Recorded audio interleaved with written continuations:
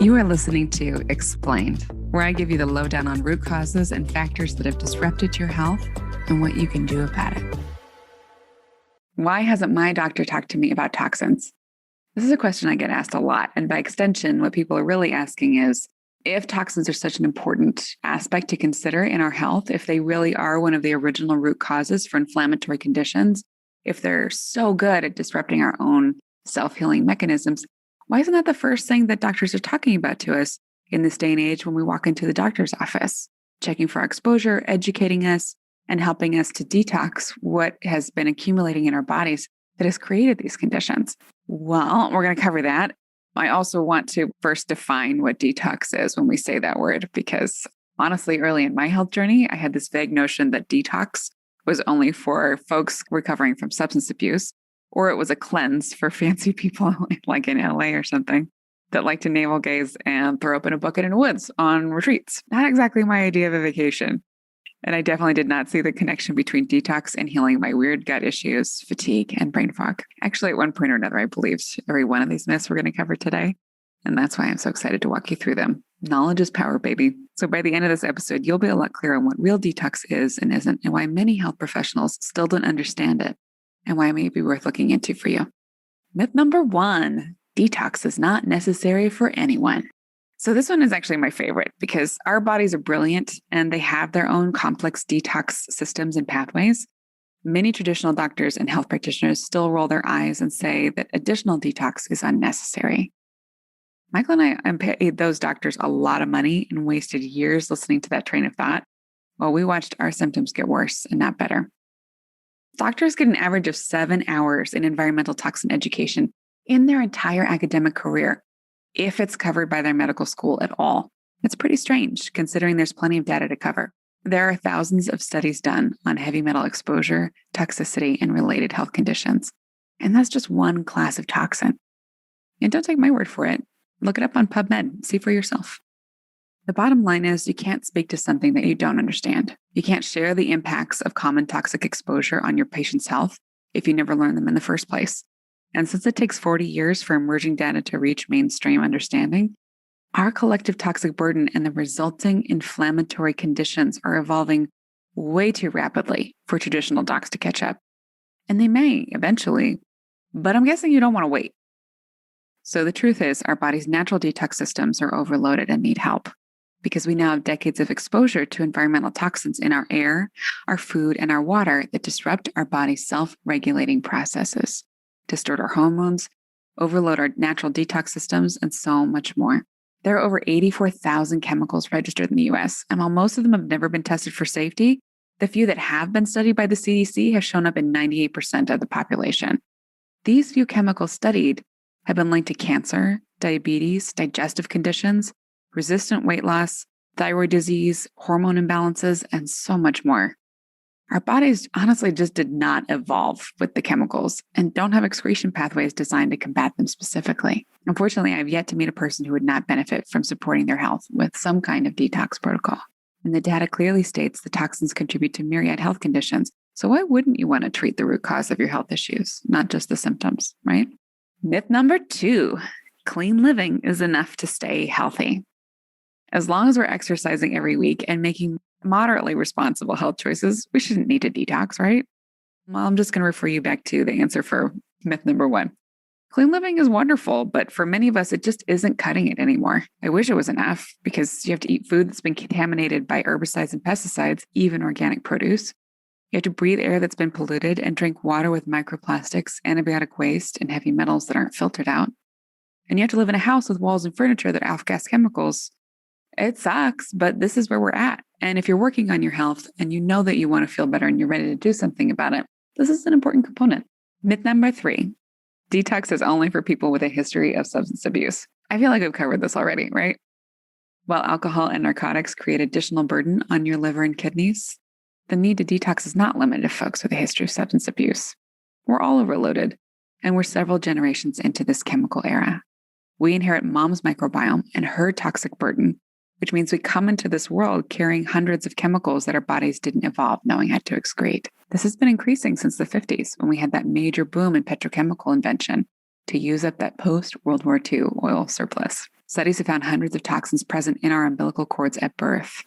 And then comes our own environmental exposure and the choices that we make later as adults.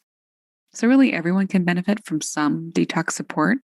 Just please don't start a detox while pregnant or breastfeeding, and always consult your personal healthcare authority before starting a detox protocol, right? Okay, so myth number 4, detox is a short-term fix for all health problems. Okay, so the truth is real detoxes are measured in months, not days, and include an ongoing maintenance plan to support your body afterwards. You lived your way into the state of health you're in now, and you're going to live your way out of it and into a better state. Cultures on every continent used to have short-term cleanses built into their seasonal and religious calendars, which is awesome for healthy people who want to stay healthy. But if you've got persistent symptoms and conditions that have developed over time, it's a longer process to unpack now that we're in the chemical era. Michael and I definitely searched for the quick fix that would free us both from our symptoms, but no weekend cleanse is going to safely and effectively peel back decades of damage. Think of detox as a lifestyle, not an event. Okay, myth number 5. Detox is a tea or a protein bar. I feel like I've seen this on Instagram, right? No processed products can take the place of real detox. Because the health industry is so poorly regulated, many companies can claim vague benefits to their processed products and toss around words like detox. While some herbal teas do contain anti-inflammatory properties and can help support your body's own detox processes, including dandelion, chamomile, peppermint, and cistus, they don't really qualify as a real detox protocol by themselves. We use customized foods plans tailored to your symptoms and health goals, but a real detox will also include targeted, high-quality supplements, detox therapies, and changes to your environment to reduce your ongoing exposure to the chemicals, plastics, heavy metals, and pathogens overloading your system. Myth number 6, detox is a juice cleanse. Sorry, babe. Juicing by itself may help to mobilize toxins out of storage, but not safely excrete them. While juicing can be a phenomenal detox support for the right person at the right time in the right juice, if you don't have binders and drainage support on board, you may get more symptoms in the short or long term. So work with a pro to keep yourself safe, okay? Myth number 7, one detox diet fits all. No, food is medicine, but in this wacky world, we've developed responses to food that are anything but healing. Depending on your symptoms, you may have food sensitivities, histamine issues, or sensitivities to oxalates, lectins, you name it. During detox, you'll need a food plan that's tailored to your needs. Whether you're working on healing weight resistance, digestion issues from colitis to constipation, leaky gut, candida, parasites, SIBO, mold, arthritis, thyroid dysfunction, Lyme, one size does not fit all. Okay, myth number 8. Detox equals anything that mobilizes toxins.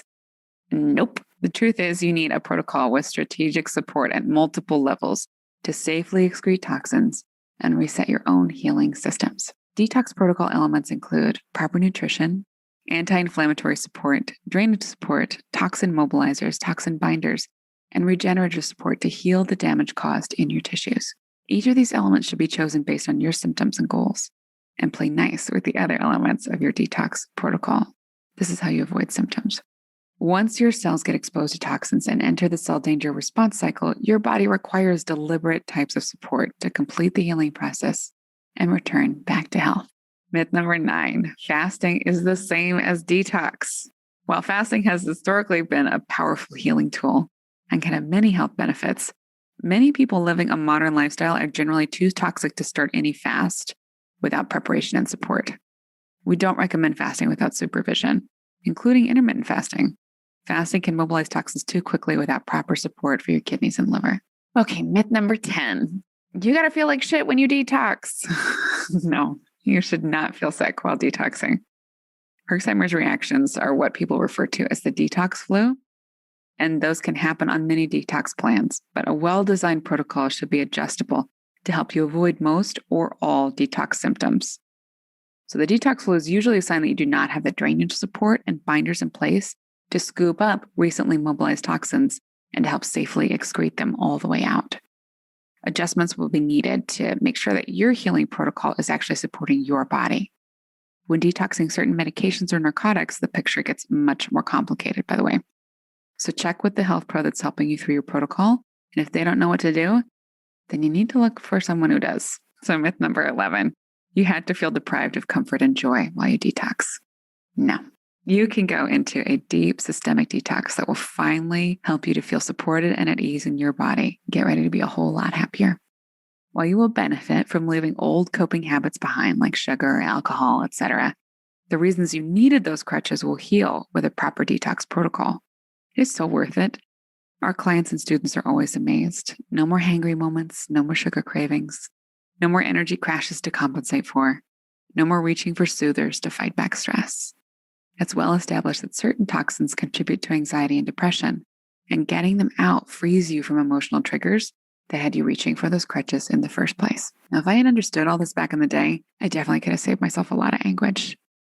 For most of us, our symptoms come on so slowly, it's hard to notice or remember what feeling energized and clear is really like. Or our inflammation buckets finally overflow when like a single stressful life event hits us. So we don't understand that this toxic buildup has been accumulating under the surface for years. And that one toxic event was just that final straw. We often struggle through life, finally waiting to get sick enough to merit a diagnosis. And when we finally get one, our doctors don't even know to tell us about toxins and their contributions to our health conditions. This is just nuts. So this is the biggest myth I would bust if I could. Myth number 12, our health is our doctor's job to manage, and there's nothing to do but muddle through until we finally get a serious diagnosis. We all know that's not true, right? That's why you're listening to this show. Our bodies are our own responsibility. And while we may need health practitioners' support on the journey, we're in the driver's seat at all times. They can only help with the navigation. And if you don't like where you've ended up, just hang in there. You can choose a new protocol that gets you headed in the right direction. It is never too late to change your relationship to your body and how you feel. You have a divine right to feel healthy and powerful in your own skin. Don't settle for less. I'm not embarrassed to admit, by the way, that I waited to detox because I felt too fragile and I was afraid of losing my crutches that helped me to cope.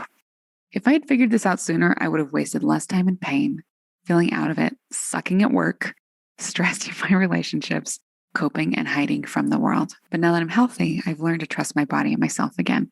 Helping our clients and students navigate this journey has made it all worth it. So stick around to learn more detox tips. And if you'd like to get started, you can always take our free quiz and get your detox score. Till next time, remember you got this, and we're on your side. Thanks for listening. Go to detoxrejuvenation.com to find the links in the show notes to everything we covered in this episode. Please subscribe, review, and share with other humans who need this precious information. Let's help each other.